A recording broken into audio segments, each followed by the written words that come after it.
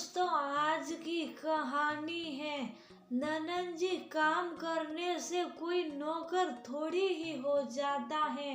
दोस्तों, कहानी शुरू करने से पहले अगर आपने हमारे चैनल को अभी तक सब्सक्राइब नहीं किया हो तो कर लीजिए, ताकि आपके पास पहुंच सके हर नया वीडियो। आंगन में किसी बात पर ननन राधिका और भाभी अंजलि को आपस में खिलखिलाते देखकर विमला ने राहत की सांस ली थी। कुछ देर पहले साये के ऊपर दोनों में मन मुटाव हो गया था।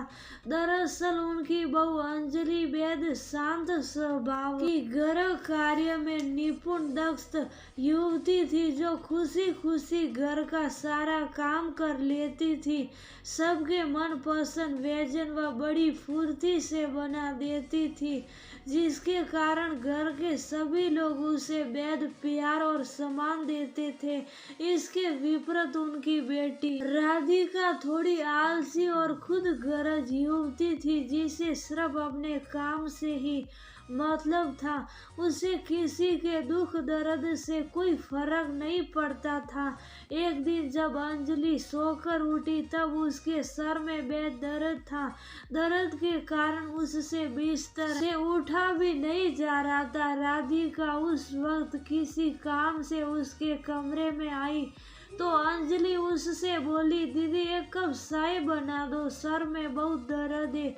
ये सुनकर राधिका चाय बनाने की बजाय उससे गुस्से में बोली, भाभी मैं तुम्हारी नौकर नहीं हूँ जो तुम्हारे लिए चाय बनाऊं, खुद उठकर बना लो। ये कहकर वह अपने कमरे में चली गई थी। राधिका की बात सुनकर अंजलि को बड़ी ठेस पहुंची थी। हमेशा शांत रहने वाली अंजलि नाराजगी भरे स्वर में राधिका से बोली, दीदी आज के बाद मुझसे बात ना करना। उसकी सास विमला उस वक्त मंदिर में पूजा कर रही थी। पूजा करते हुए उन्होंने ननन भाभी की बात सुन ली थी। सारी बातें सुनने के बाद वे राधिका के पास गई और उससे बोली, बेटी भाभी से माफी मांगो। मैंने ऐसा क्या कह दिया जो मैं माफी मांगू? मैंने वो छोटी सी बात तो कही है कि मैं तुम्हारे नौकर नहीं हूँ। राधिका मम्मी से बोली तो वे उसे प्यार से समझाते हुए बोली, बहू भी मेरे लिए बेटी की तरह ही है। जैसे मैं तुम्हें प्यार करती हूँ वैसे ही बहू से भी बेटी की तरह प्यार करती हूँ। बेटी बेशक तुमने अपनी भाभी से छोटी सी बात कही है, लेकिन रिश्तों के भी छोटी छोटी बातें कभी कभी बड़ी खाई का रूप ले लेती हैं, जो आगे चलकर रिश्तों में कड़वाहट भर देती हैं, जिससे रिश्तों का माधुर्य खत्म होकर रिश्ते टूटने की कगार पर आ जाते हैं। यदि इतनी सी बात पर तुम्हारी भाभी ने तुमसे बोलना बंद कर दिया तो क्या तुम बर्दाश्त कर पाओगी? यदि तुम्हारी भाभी भी तुम्हारे किसी काम को ऐसे ही मना कर दे तो तुझे कैसा लगेगा? सुख में तो वह तुझसे कभी किसी काम को करने के लिए नहीं कहती, आज दुख में जरा सा काम करने को कह दिया तो तुमने मना कर दिया। बेटी दुख में एक दूसरे की मदद करने से रिश्ते और भी मजबूत हो जाते हैं, मना कर देने से पल भर में बिखर जाते हैं। इससे पहले कि तेरी भाभी के दिल में तेरे लिए कड़वाहट भर जाए, तू उसे चाय बना कर दे और उससे माफी मांग ले। मम्मी की बात सुनकर राधिका शर्मिंदा हो गई थी।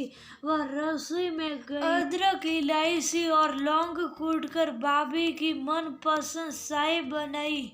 फिर कप में डालकर भाभी के पास आकर बोली, भाभी माफ कर दो, मुझे ऐसा नहीं बोलना था। चाय पी लीजिए, मैंने आपके लिए चाय बना दी है।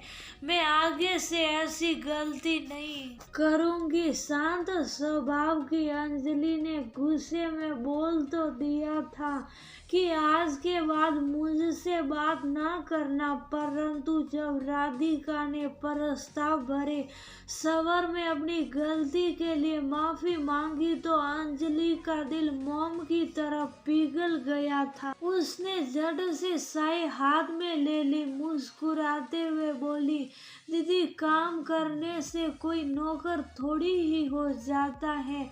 मैं तो दिन भर सबका काम करती हूँ, फिर क्या मैं भाभी की जगह तुम्हारी नौकर हुई?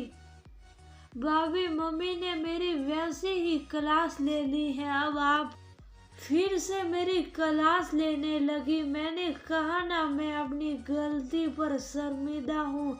राधिका ने खिसियाते हुए कहा तो अंजलि ने प्यार से उसे गले से लगा लिया।